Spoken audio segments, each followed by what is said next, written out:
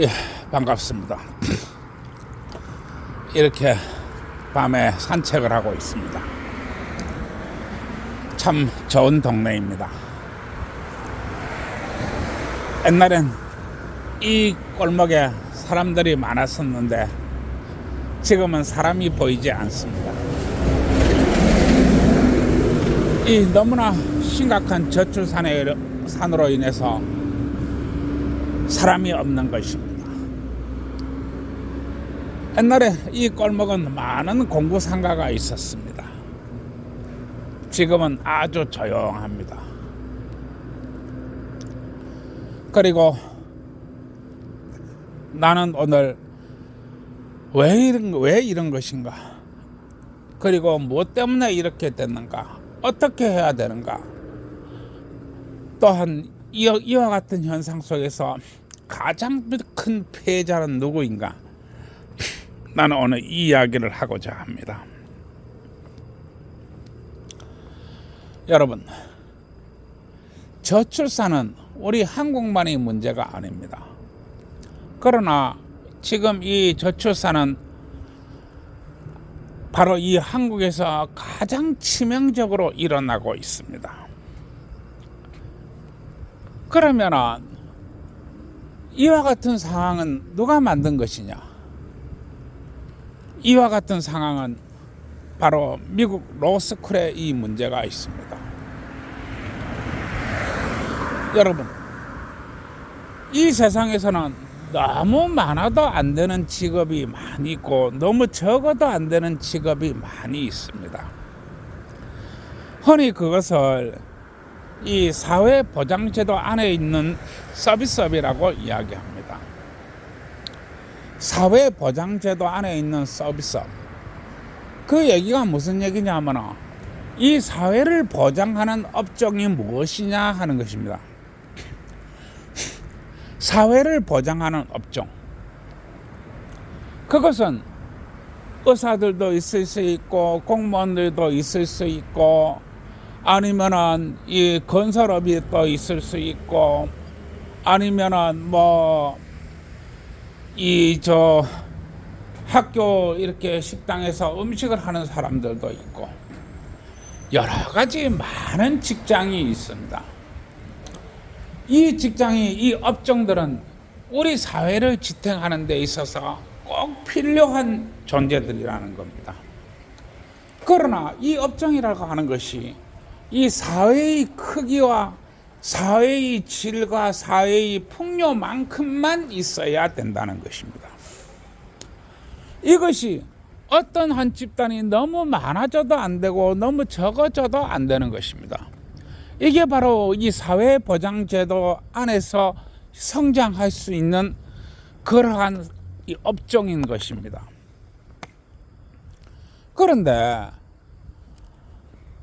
이 로스쿨이 미국에서 로스쿨이 생겨나가지고 많은 변호사들을 마치 시험에서 찍어내듯이 하다 보니까 그 사람들이 먹고 살려고 하면 그만한 범죄가 있어야 되는데 그만한 범죄가 없습니다. 그래서 미국은 소송의 나라라고도 하는 것입니다. 그리고 이러한 그 로스쿨 제도를 모든 나라들이 따라하기 시작을 했습니다. 아마 유럽부터 먼저 따라하기 시작을 한 것입니다. 그리고 이것이 아시아로 건너오게 된 겁니다. 세계 유일이 초강대국이 하는 그런 시행적인 제도를 아무런 검토 없이 받아들이는 그런 폐해 때문에 발생한 것입니다. 따라서 우리나라도 이제 변호사 5만 명 시대에 접어들고 있습니다. 변호사 5만 명이 먹고 살려고 하면 얼마나 많은 범죄가 있어야 되겠습니까?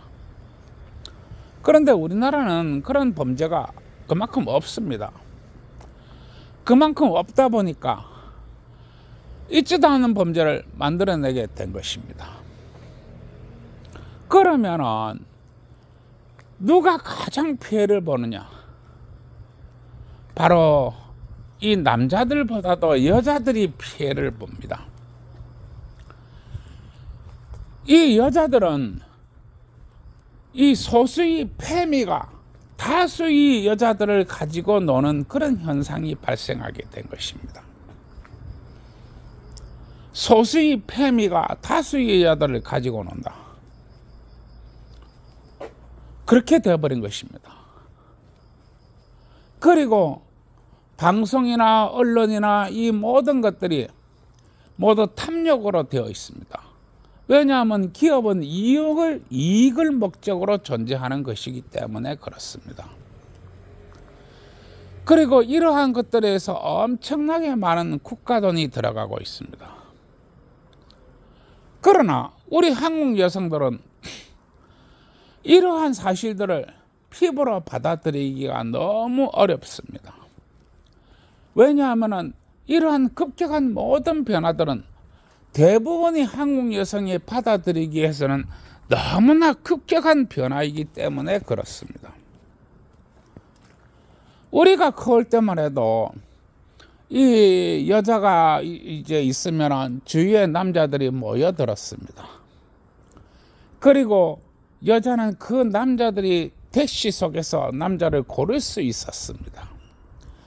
왜냐하면 남자가 대시를 하기 때문에 그렇습니다. 그러다 보니까 A, B, C, D라는 남자 중에서 어떤 남자가 가장 나에게 맞을까 하고 고를 수가 있었던 것입니다. 그런데 지금은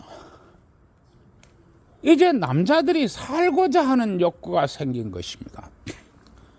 남자들이 여자한테 대시를 하면 목숨을 내걸어야 된다는 그런 사실을 알게 된 것입니다.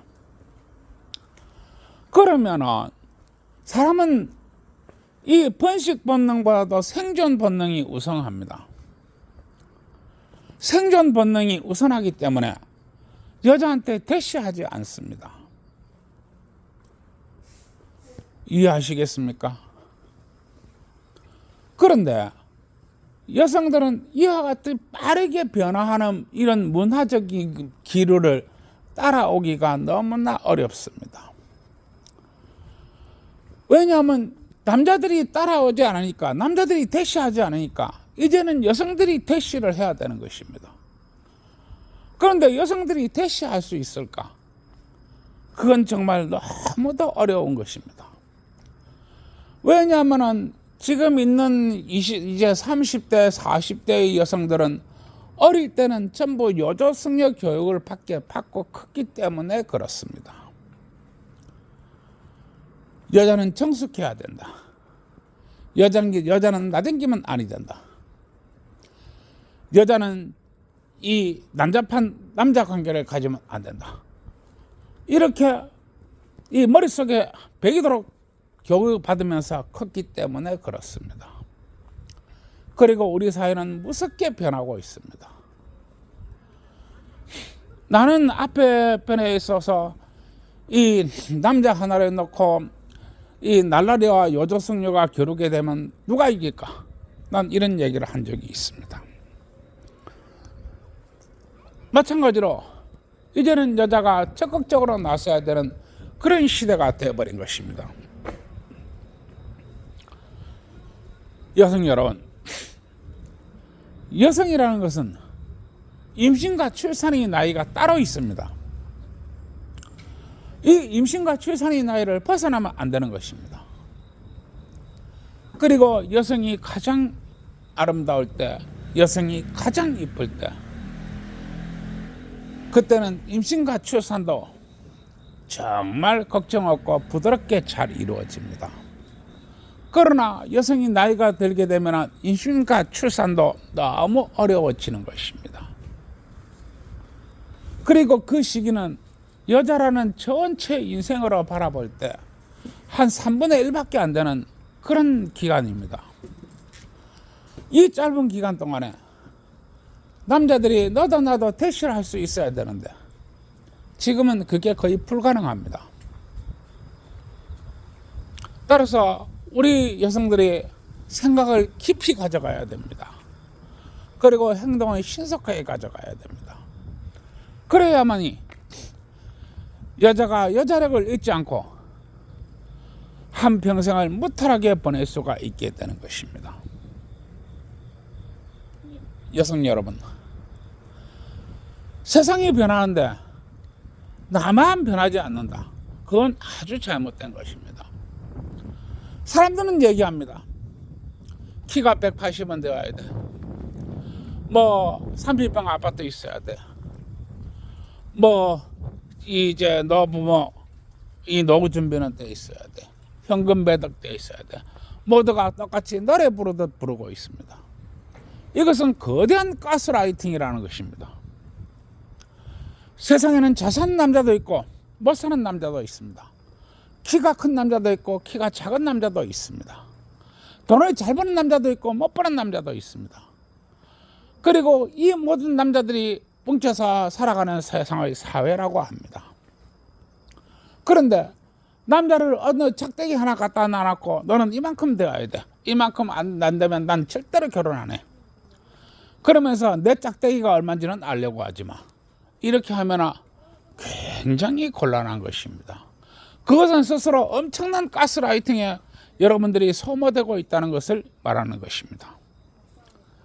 따라서 내가 오늘 이렇게 영상을 찍으면서 이래 걸어가고 있지만 이 저출산 시대에 있어서 가장 큰 피해자는 아마 여성 여러분들이 될 것입니다. 내가 우리 한국 여성분들에게 다시 한번 이야기합니다. 움직이세요. 움직이지 않으면 너무나 힘든 미래가 올 것입니다. 남자를 보고 왜 내가 길을 걸어가고 있는데 왜 나한테 말을 걸지 않아? 왜 나보고 사랑한다고 말하지 않아?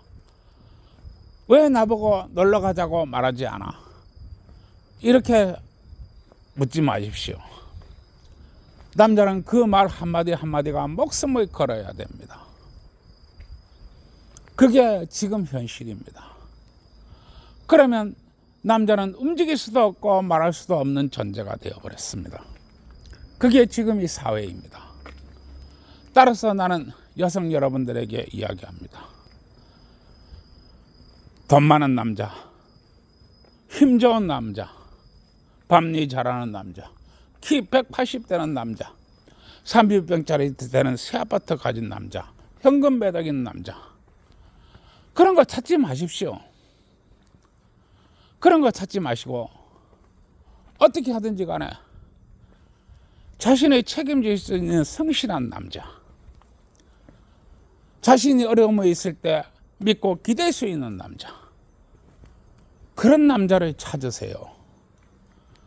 그리고 남자가 다가올 수 없기 때문에 여성 여러분들이 적극적으로 움직이는 그런 사회가 되길 바랍니다. 오늘 이 이야기를 하려고 이렇게 휴대폰을 들고 있습니다.